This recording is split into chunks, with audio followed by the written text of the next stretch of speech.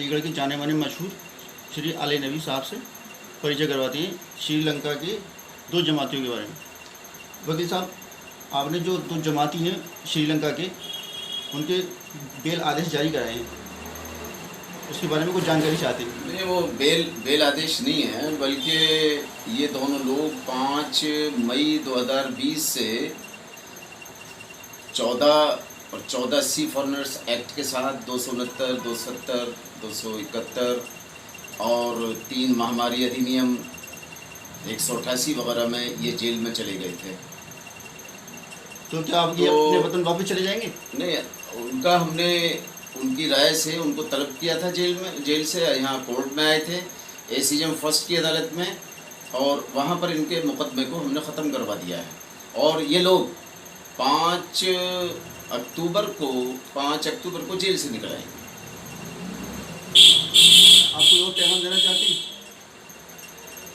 पैगाम यह है कि भाई काफ़ी टाइम से ये परेशान थे और ये लोग अब बाहर आ जाएं, आ ही रहे हैं इंशाल्लाह। और मैं ये चाहता हूँ कि भाई अपने वतन चले जाएं।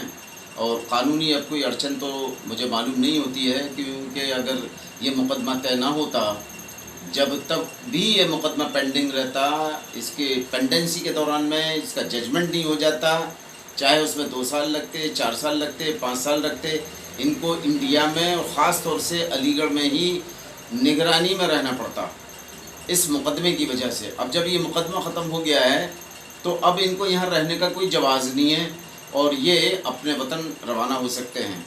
इसमें यहाँ तो उनका कोई रिश्तेदार था नहीं, लेकिन तबलीग जमात के ही कुछ लोग, जिनमें जावेद साहब, महरोज़ साहब और मोहम्मद उमर मसाले वाले, इन लोगों ने काफ़ी मेहनत की और मेरा साथ भी दिया।